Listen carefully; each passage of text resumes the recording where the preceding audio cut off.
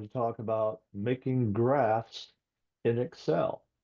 There are lots of options, so I want to go through it carefully with you guys and show you what the graphs are and the purpose of the graph, okay? So first of all, notice that here I have a budget in Excel. My columns: transportation, bills, food, housing, clothing, other. These are all subtotals. And I have collected all those totals up here in column B in the blue cells. Notice that I've used the sum formulas. And if you click on the sum formula, you can see I've added everything up in the transportation column. Okay. So as I go down through here, all the blue cells represent subtotals from the columns in my budget. Again, if I click down to clothing, click on the formula bar, you can see the values are coming from the column F, which is my clothing column. Okay. So once I have done that, I probably want to know my monthly total. So in the green cells, I have used the sum formula again, and this time I'm adding up the values of the blue cells, okay? So I'm taking all the subtotals, adding them together and telling myself, this is my total monthly bills, okay? Now, if I want to make a picture of this to describe in comparison, there's the key word. I want to compare one category of bills to another. I want to compare the transportation with the bills, with the food, with the housing, with the clothing, etc. Right? I want to compare them with each other. One way that I can do that is with a pie chart.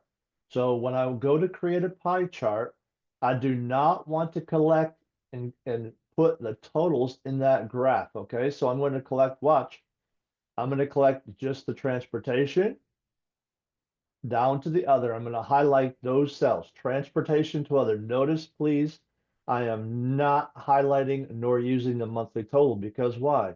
Because the purpose of a pie chart is to compare how one of the categories relates to the other as far as the percentage goes. Okay, so now I can go to insert. I can click on the pie chart. I can click a 2D or 3D. I'm going to choose a 3D just for fun. All right. And there's my chart. There's one example of what I could have. Now notice I don't have any percentages there. I have categories labeled by the different color codes, right? They're all there: transportation, bills, food, housing, clothing, other. But there are no percentages. A pie chart really wants to have the percentages. So I have some options. Here's one. Just click on it. Oh, there's no percentage. See, it's now labeled the cell, the different parts, the segments, but it's not put a percentage in there. Let's see if I can find one with a percentage. All right, there it is labeled again. And now here it is with the percentages on it. Okay, and I can move these around a little bit if I want to make them easier to read. All right, notice I can stretch these out a little bit, make them a little bit easier to read. I'm just clicking on the graph and moving those percentages, okay? And there I have it. And I have lots of options, everybody. If I go up here, click on my graph once again, go up here, click on chart design, and I can choose all kinds of different charts, okay? I have lots of options. Here's another one. There's one where it's just labeled and it doesn't even have the background to it, that square. It just has the word, the housing, and the percentage. Okay, now I can see my housing is 40% of my budget, my food is 17%, and etc. Okay, so that's one example of a pie chart. Have as much fun as you want to. Make them 2D, make them 3D. Remember, the purpose of a pie chart is to see the percentage of the total that each of your subtotals are. Okay, now notice there's no monthly total in here. It's simply comparing one value to another, okay, one category to another. Now, let's get out of here and let's back out. I'm just doing the back arrow, okay, just to get out of my charts, okay? No more pie charts, okay? They're all gone. Now I want to choose again my data, highlight the subtotal only the subtotal and their category. Okay. Now let's go up here to insert again, and let's look at what we can do. Let's click on the histogram. Okay, click on the histogram. Now take a look, everybody. Does that look like anything at all that I want, right? Do I see categories? Do I see billing, transportation, etc.? Do I see housing? No, I don't see anything at all. That is not the graph that I want. Okay, so back out of there. I do not want that. Okay, let's try another one. Let's click insert again, and let's go up here to some bar graphs. There's a 2D column, there's a 3D column. There, look, now it's to the right. Okay, there's one of my graphs to the right. All right, now notice it's to the right. It's all the categories. It doesn't have a chart title on it, and the value is down here at the bottom. That is okay, but it's not best. Okay, I don't particularly like that graph. It's easier to read when things are vertical. Okay, so let's get back out of this one, and let's try again. Click insert, choose a bar graph, and let's choose a vertical one. This time, let's make it fun. Okay, here I have a bar graph.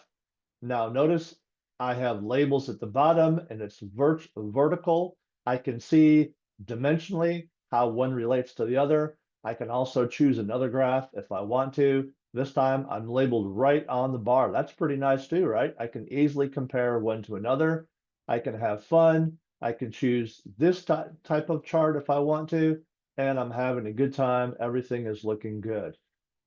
All right, now if I wanted to create a histogram at this point, everybody, if I wanted to create a histogram, I could easily bring my bar charts together. You don't have to, but if you're going to make a histogram, all you need to do is quick layout, click the quick layout right here, and now I have a histogram.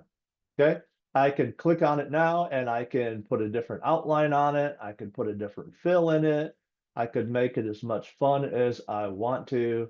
All right, have fun. I can do that with any of my graphs, anything that I'm making. I can change the colors of it and have as much fun as I want to. Now, it probably would be a good idea here to also go ahead and label this chart title, right? So what would this be? This would be my budget subtotals, right? That's what I'm looking at, budget subtotals. And I could put monthly budget in there, right? Since it is a monthly budget. In other words, make it as explanatory as you can. Monthly, whoops, got to spell right.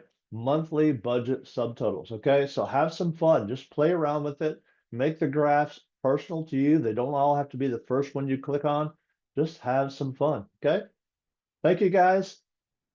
Keep rocking. I will see you guys in the forums.